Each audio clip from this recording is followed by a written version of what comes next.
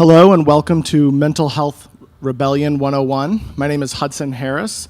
I am joined today by three absolutely incredible people who are going to talk to us about what it takes to create change from a paradigm and from a framework approach.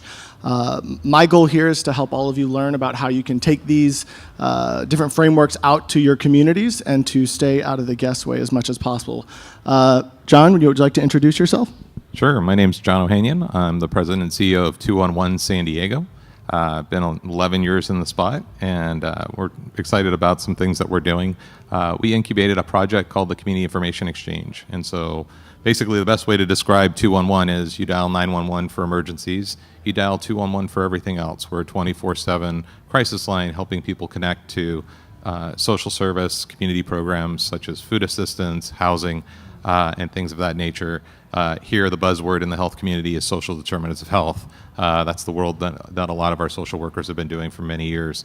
One of the things that we found out was when we give out information and hope that people are connecting to these services, we never know necessarily if they connected with those services, if the provider was the right provider for them.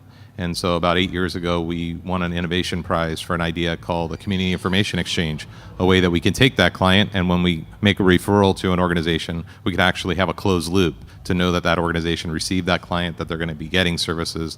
And it's also an ecosystem to allow organizations to make referrals to others and keep that client record. It's all about understanding, if you're the person calling in and wanting to get assistance, are we navigating you as a system? Not one organization does it all.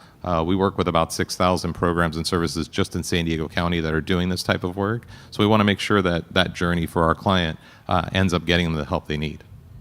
Thank you, John. Sure. Kirsten? I'm Kirsten Carchmer, and I'm the CEO and founder of Brazen. Brazen means to overcome something shameful with swagger. And in the U.S., over 82% of women report every single month that they have significant and life-interrupting menstrual pain or PMS. And that was, as a person who'd been a clinician for almost 20 years, helping over 10,000 women, I was surprised, more than surprised to find that out.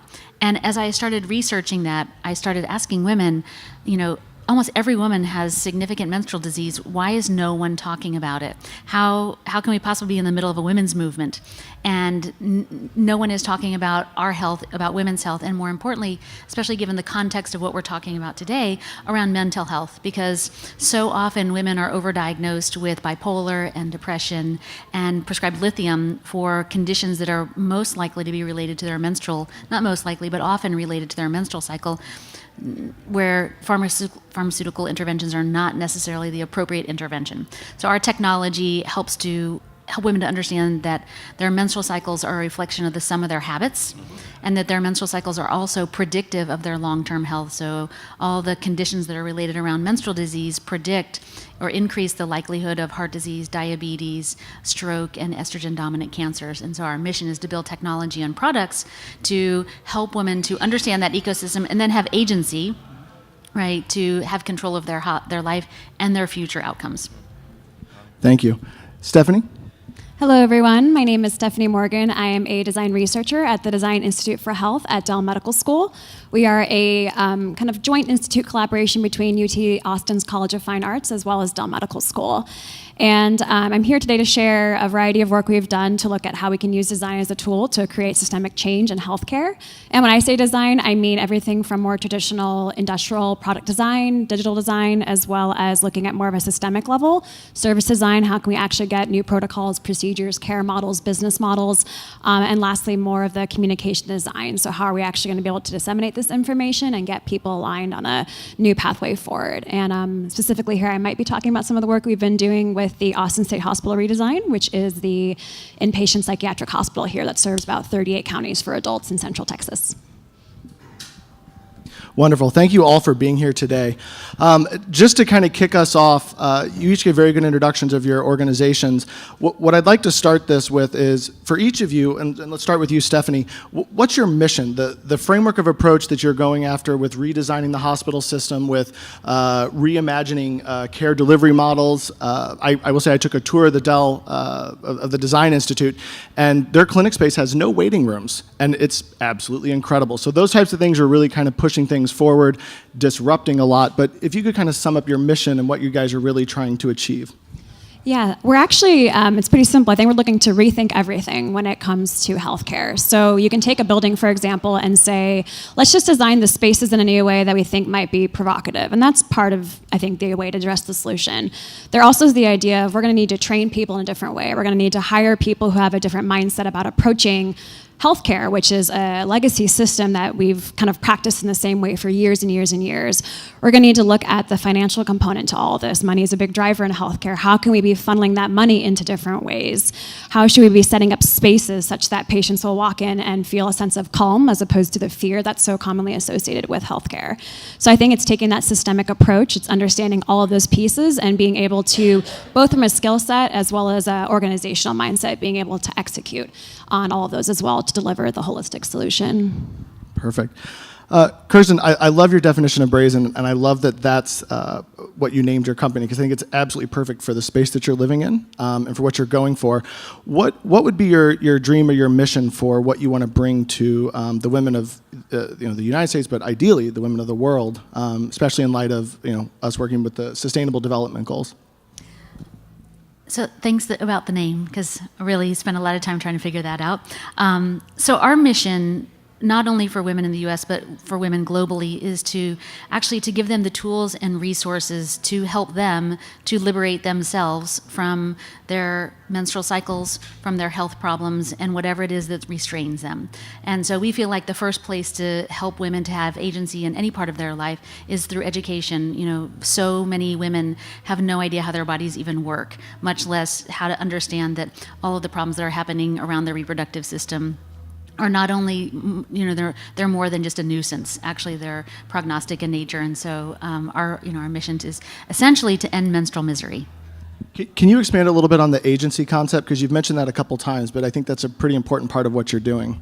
Well, I think that, most of the women who have some form of menstrual disease, so, PMS, cramping, endometriosis, polycystic ovarian syndrome, even infertility, I think that women feel very victimized by their bodies. Right, and they feel like there are not a lot of choices. You can either have surgery or you can take pharmaceuticals. And most of the women that we talk to about their menstrual cycles, they say, well, this is just the way it is.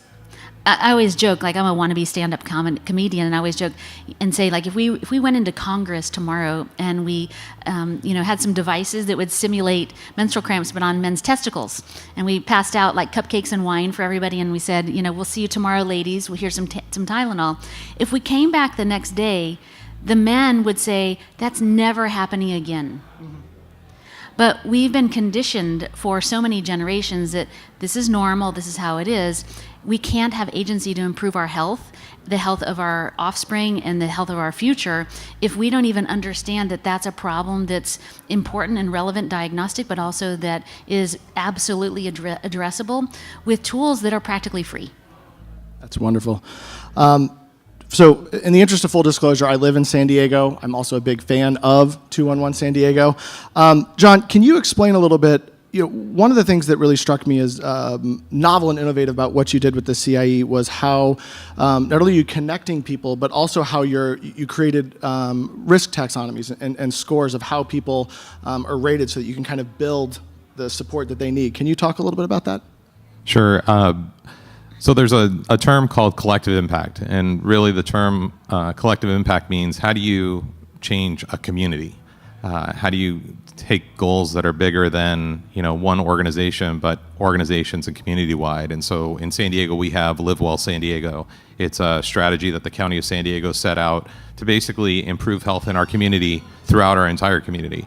And a part of that, one of the tenets is, we need to build trust, we need to build networks with other organizations. 211, while I'm proud of the work that we do, we're nothing without the community partners that actually deliver the services. And really, we try to just be a good go-between clients that are, don't have apps on their phone that find social services as quickly as, you can find Uber or Yelp.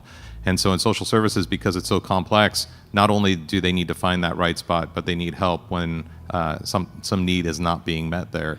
And so for us, it was grabbing a network of partners. Right now, we're proud to have, out of 1,200 agencies, 56 early adopters to the CIE that are trust network partners, and we call them trust network partners.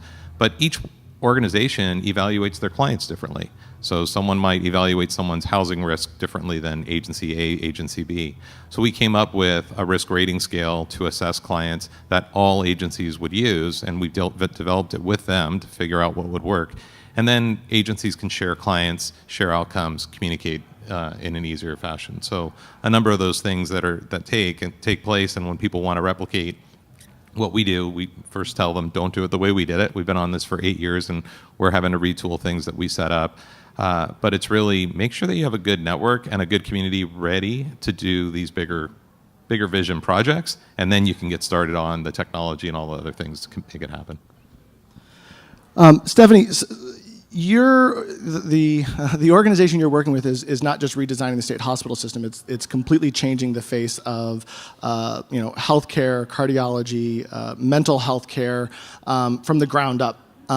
What are some of the barriers? What are some of the hurdles that you guys have found that were a surprise over the past year or two in kind of building out something that is disrupting? Disruption is kind of a understatement for what the work you guys are doing. Well, thank you. I would say for me, when we look at design, and it's been growing in popularity, especially human-centered design processes, practices, and it's kind of mapped out as this nice linear process that you can go and learn and hopefully implement. And I think for me at least, it's understanding that process end to end can happen and you can implement things, but not only does there need to be evaluation continually and follow through and iteration to improve ideas, but also there's a huge person component in terms of seeing something through and seeing it through to success. So that accountability angle. So how can we actually design for accountability? How can we design for someone to be like, I'm responsible for this. If this does not get acted out in the way that it was intended, I personally will do something to change that.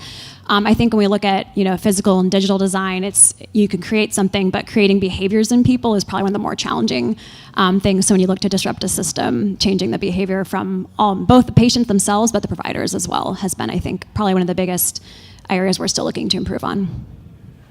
Kirsten, that strikes me as something that might be something that you deal with on a routine basis, both from the women that you work with and then the populations you work with. But that changing of behaviors is something that has to be pretty ingrained deep in what you do. How do you tackle that issue? Well, I think there's a few critical parts that what we're doing might be interesting.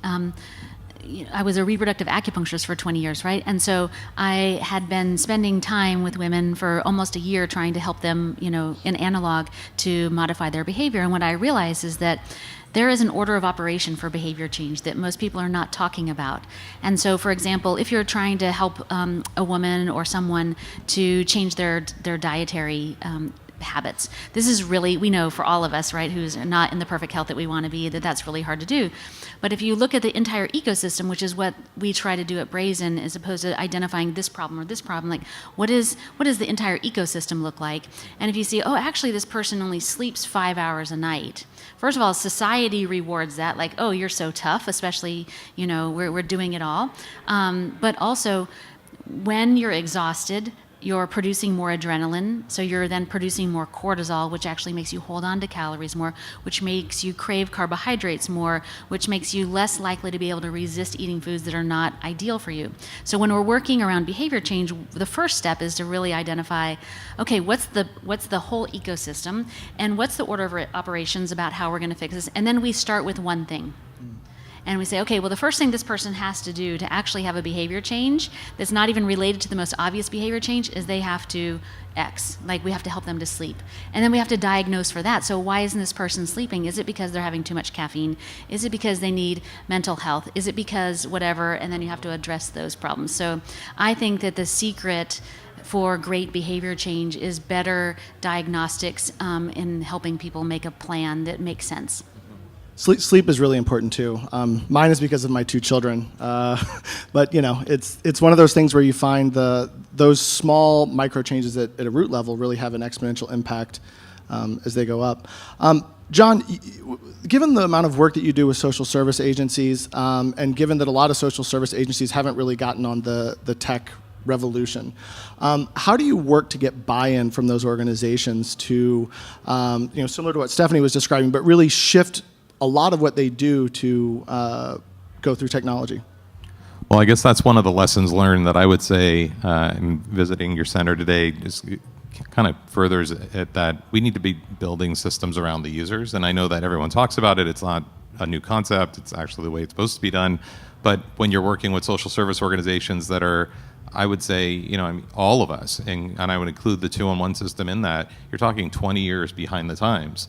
It's not a technology that's going to provide the help. It already exists. It's getting this base, this network of social service providers to actually see it as a need. It may impact their ability that one day. It may add a few more minutes to them when they're helping a client out. But the big impact of having that individual record be something that can be used by all organizations over time.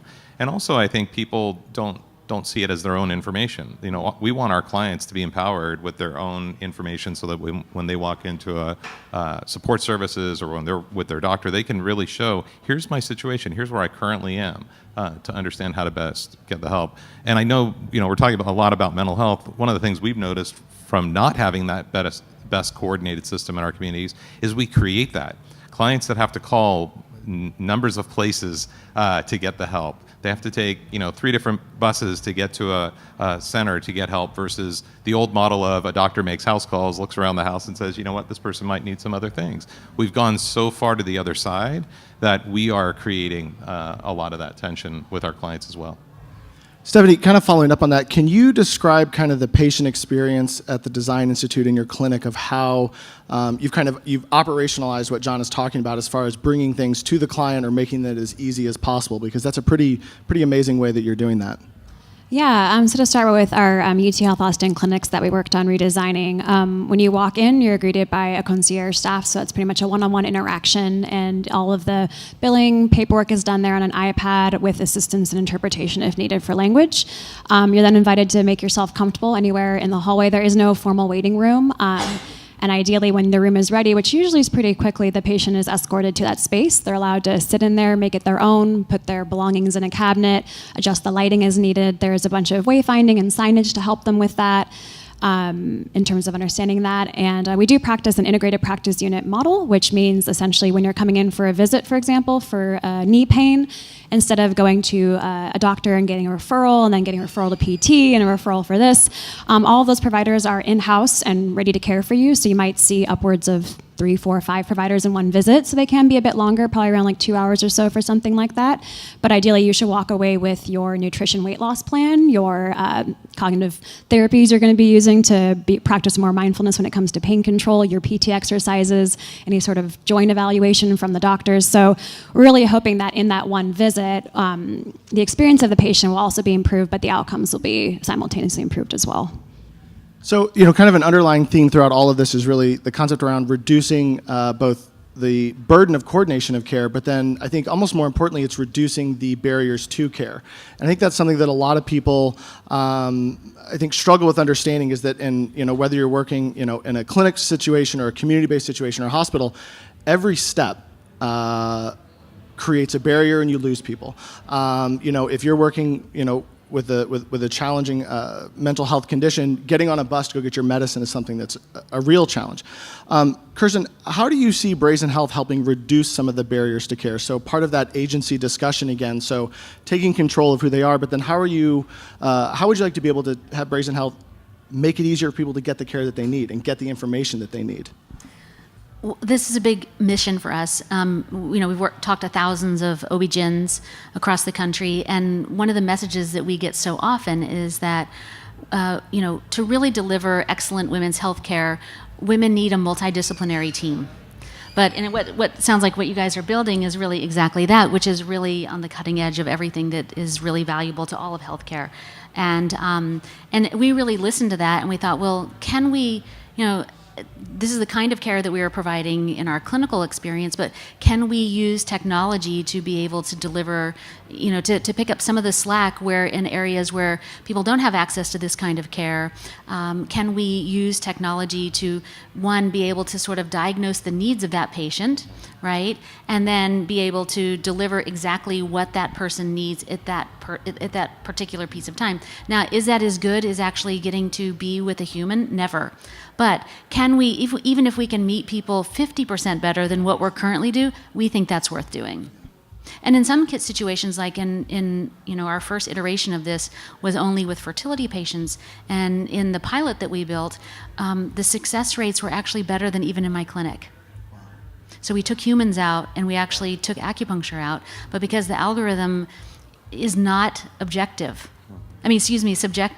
right? So it's not distracted by anything. It's really saying yes or no to the decision tree. It was able to curate better interventions and then use technology to get feedback on the behaviors of the individual and keep modifying using machine learning to modify the interventions. So the success, the fertility outcome, the pregnancy results were even better than they were in a clinical setting.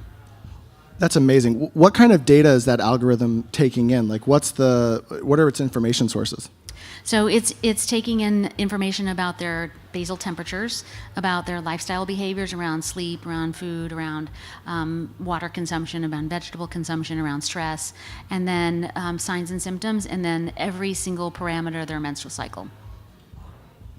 That's amazing. John, what are some of as we look forward, everything that's been accomplished at San Diego 211 and the community information exchange, what are some risks that you want to take over the next couple of years? What are the things that you're wanting to push the boundaries of where you are now to where you want to go? Well, I was kind of just inspired with what you just said, and it made me think of a number that always shocks me, is that we get over 1,500 calls in a day. 70% of our clients say that they have no social support system. And so when I think about how the experience needs to be once we actually get that individual to a provider, having that provider experience be what we all want for our families. So I think the biggest challenge is this work takes time. We're in a situation where we're constantly having to fundraise for the work that we're doing, even though we know that there's value. We know that the value work that we're doing with coordinating someone's social services is a value to health plans. We've done research on our outcomes, seeing a reduction in EMS transports. We know we save government and hospitals money. We have a 70% reduction in individuals falling from housing into homelessness when they're coordinated, because we're giving them that support system that doesn't exist. And so what I want to see is more of a push towards how do we figure out a way that feeling of supporting people is supported by the technology. That technology doesn't trump that, but it actually supports it.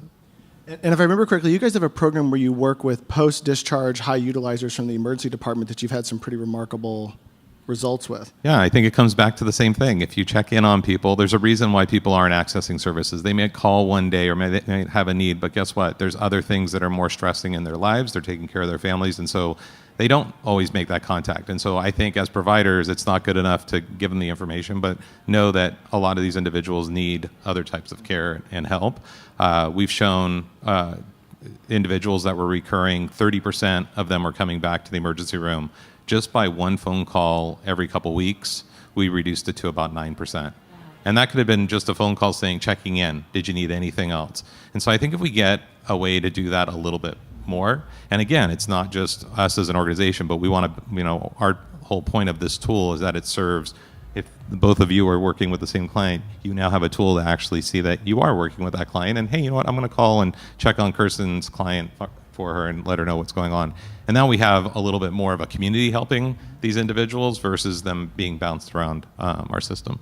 So that's actually one of my most favorite aspects of the CIE. Can you talk a little bit about that care team aspect, about how providers can kind of work together on the same person? Yeah, I mean, it's a work group, right? I mean, it's at the basic fundamental level, and some people don't like me saying it because it needs to sound more complicated than that, but all we're talking about is a shared case management system among providers, and regardless of where they work. And so in its simplicity, that's what it's about. The nice part is we don't require people to change their systems. It interacts with their existing one. But then when you look up a client, you'll know where else they're getting services at, what other providers, and you'd be amazed at the number of organizations we work with saying, we knew that they were going maybe over here, but now we actually know the caseworker to pick up the phone and call. We've put alerts so that when someone gets picked up, a lot of individuals with mental health challenges are getting picked up by police, they're taken to jail. We now have an alert that hits if they're being arrested. the jail alert hits the system, the case manager is notified, the case manager can go deal with it. I mean, public safety, if you look around the country, we know as public safety doesn't want to spend money locking up people and spending a lot of time with individuals that really are going to be released because they're not doing criminal activity. They have mental health challenges. And so we can reduce that burden. I come back to the dignity part. It's what we're supposed to be doing. And so I think a lot of these things are being done. Now that our communities are so disjointed, we need the systems to kind of bring a little uniformity there. Stephanie, I'd ask the same question of you, but with kind of a lens that what you guys are building at the Design Institute is not just here's a project plan of what we want to do and go. The human-centered design experience really creates, longitudinal maps that are constantly growing.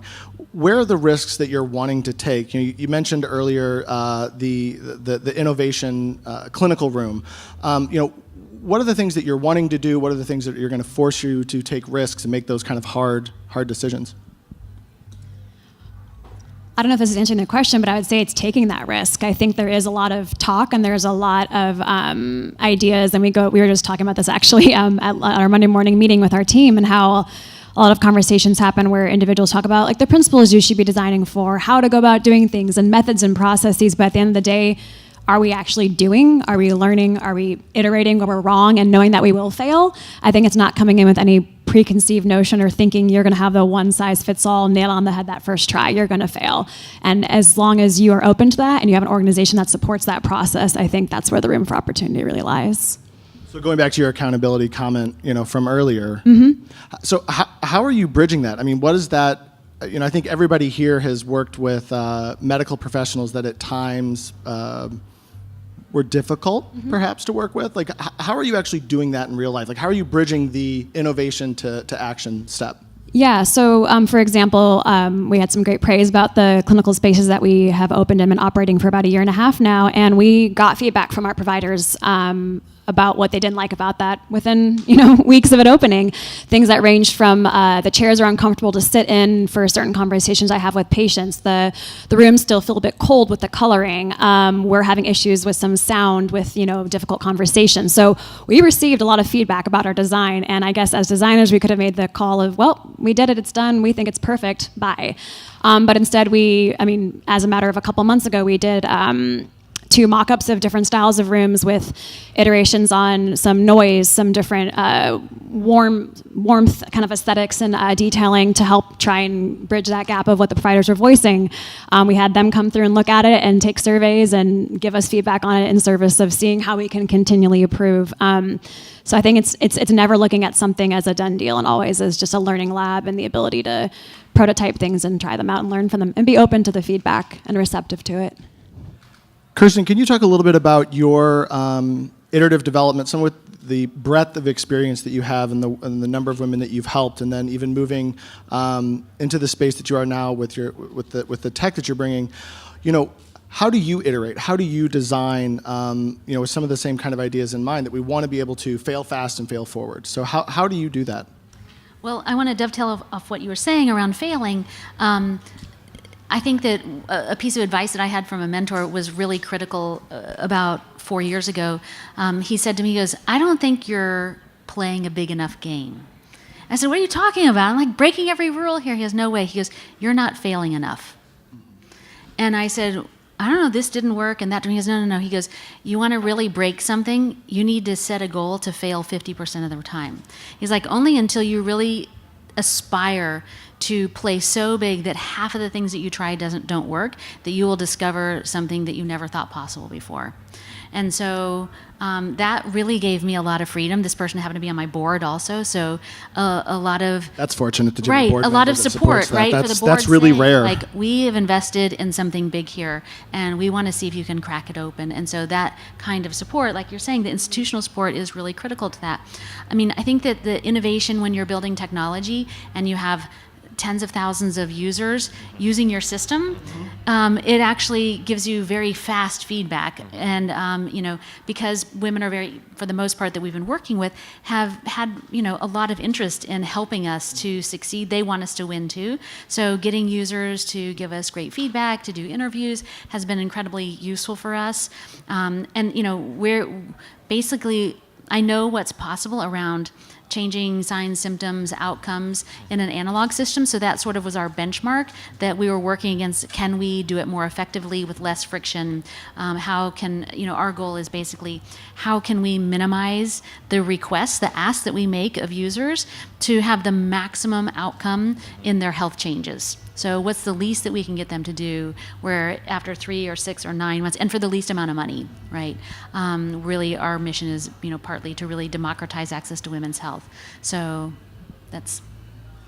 I want your funder because I'm going into my funder on Tuesday and I was like, okay, well, we failed about 4 times over the last 8 years. Really? I mean, it's serious. And to have the commitment from the funders to hit that 50 mark, I really do feel like a lot of the work that we do needs to be a little bit riskier in the sense of we're not set, right? We don't have it right now. And if we could take a team and say, you know what, your job is to just continue coming up with things, and we're not going to judge you on how many successes you have, really that work's happening. And I mean it kind of seriously. It is going to come out of my mouth on Tuesday because I feel like that's what the funding community, some of these projects, if they were easy, they would be done by now. Of course. And so I think as a community, we need to be a little bit more bold we need to take examples outside of our country, which is what the health paradox is all about. This 80% of our healthcare is not health. And what are they doing in other countries, and try to learn from that as well. Sure. And I think that in terms from, dealing with investors around it, asking them, what do you really want from us? What is the outcome that let's have a really honest conversation about what would in 3 to 5 years, what would be the outcome that would have blown your expectations out of the water? Mm-hmm. And if they're like, well, we want, X, Y, Z, P, D, Q, you're like, great, we're going to have to take some risk. We're going to have to fail to get there because nobody playing safe gets to that kind of outcome. And then you can force them. I love it. I'm using all this on Tuesday. I'm so excited. I'll come and be your CIA person. Thank you. Stephanie, your investors, such as they are a little different than anybody else's here. Can you describe how that creates a mandate for the Design Institute that's totally different than, frankly, anywhere else I've heard of? Yes, Dell Medical School is funded by the community. We are funded by an increase in property tax. So if you own property here, you are helping fund Dell Medical School. Wait, so a community actually voted to help people with healthcare by raising property taxes? Believe it or not, yes. And specifically, which is even, I think, more impactful, in the interest of providing services and care for the historically underserved. So when you have that mindset and that support from the community and the money supporting it, a large portion of our work also is focused on not just our clinics and the in-house spaces that we have, but getting at a lot of the conversation that we're having around social determinants, community health, aspects like that. So a lot of the funding that we use for that comes from that, as well as we do have some grants and whatnot more traditionally. And so we're able to augment and support a lot of those engagements too, which is awesome. So something like a 40K effort might be double that, and we're able to invest our services accordingly. And I know right now the Texas legislature is having hearings on your, grand master plan around how to redesign the state hospital system. So was the goal more beds, more bigger hospital, et cetera, or what did you aim for? We had 3 recommendations that ranged in terms of what you could do with the actual building and number of beds, as well as how you could potentially push the model of care, the actual operational procedures, as well as policy, depending on how what option you wanted to select per se. So the first one is looking at, yes, I think about a 240 bed building. Second option looks at maybe a slightly smaller main building, but then building in about a 48 bed residential center. So acknowledging that not every person who needs inpatient care needs that more intensive inpatient psychiatric care, but there might be some more gray areas of how we can be providing care to that individual in different formats than is traditionally used. And then the last one would be just looking at more of a traditional understanding of, well, we need to provide more care, so we will just give a huge hospital with a ton of beds, and that is how we will continue to provide mental health services. So call your state senator, vote to support, tell them they should support option that the Design Institute came up with. John, I didn't forget about you because I want to come back to this. How does 211 handle innovation internally? How do you guys try and drive new models and new development that supports kind of this idea that we want to be able to fail fast in a safe environment and yet continue to grow and push the boundaries of the care that's being provided? Well, we learn from our clients and we learn from our providers. When you get that many calls in a day and you're able to understand, are people able to connect or are they not able to connect? They need affordable housing, but it's a 6-year waiting list. Okay, guess what? What's option B? What's option C? So we want to do a better job. I think that we have a lot of data. We're accumulating data. I don't know how well we're doing on the mining side to actually inform how better we can change the client experience. And then on the provider side, watching. I mean, we've dropped this community information exchange out there. We've done, I think, a lot of messaging to get people to buy into the vision of it. And now we have care managers and case managers throughout the community that are starting to use it. But the adoption's slow. It's tough work. So we need to learn faster. We need to be able to do a release, fail it, start a new one. So a lot of this discussion, a lot that's been happening over the last few months for me personally, is looking and saying, maybe we're not doing as well as we need to. What do we need to do differently? We released a toolkit because one of the things we want to see is more of this work happening throughout the country. So we released a toolkit a few months ago. We're doing webinars basically sharing our story, but we're trying not to say it in a sense of this is how you do it. It's more this is what we've done. Our community is very different than others. And we have a summit at the end of April, and that's my shameless plug, because if there's people that are interested, we want those individuals that are doing this work to come in as well so that we can all kind of figure this out. It's tough work. The summit's really amazing. You should check it out. You can find links to it on 211sandiego.org. Kirsten, in a similar vein, how do people find you, or how do you find your clients? The work you're doing is incredible, but where are you getting your people? How are you helping them? Mostly online through social media. I mean, I have a book coming out in August called Seeing Red, and Seeing Red is about, one, seeing the menstrual cycle as more than a curse, right, as the most valuable barometer of women's overall health, but also to see that that women's health is really in trouble. That the majority of women have some kind of menstrual disease, and only 4% of research dollars are being allocated specifically for women's health research. And so all the brouhaha around the book has also helped to attract, customers and I hate the word users, women who use our products and benefit from it, and word of mouth, just through internal communities and things like that. As time progresses, we'll build out those opportunities more and more. I think the next time I name something, I'm going to call you first because I like your naming conventions. As we start to wrap up, I want to give each of you an opportunity to maybe share a nugget or two for people here, because I find that the small ball approach to community change, healthcare change, women's health change, starts with one ball forward each day. And it's something that I really enjoy about the work that I do is that let's move each ball forward a tiny little bit. So, John, I'll start with you. What's the small ball forward that people can take into their community to start to move this forward, whether it's a community information exchange type model or connecting social service providers together? What's your small ball suggestion? Well, community organizing is powerful. I think that when 211 was started 15 years ago, we had a coalition of about 120 nonprofits and different organizations that we people before me went to the community and said, we're thinking about this idea, what do you think? And built community support, because once we launched, we really needed them to be a part of it because we didn't exist without them. And I think that's the same thing with a lot of these projects is you may not be the lead, we may not be the lead in a few years, but to have that entity exist or to have that kind of coalition happening, do you have a common goal that you're all trying to work towards? And then if you can identify a goal and you've got a team, then you have the makings for whatever comes next. That's wonderful. Kirsten? I think that for anything, right, for change to happen, education is really critical. And in women's health, like I mentioned before, the first step for us is to acknowledge that what's happening in women's periods is not normal.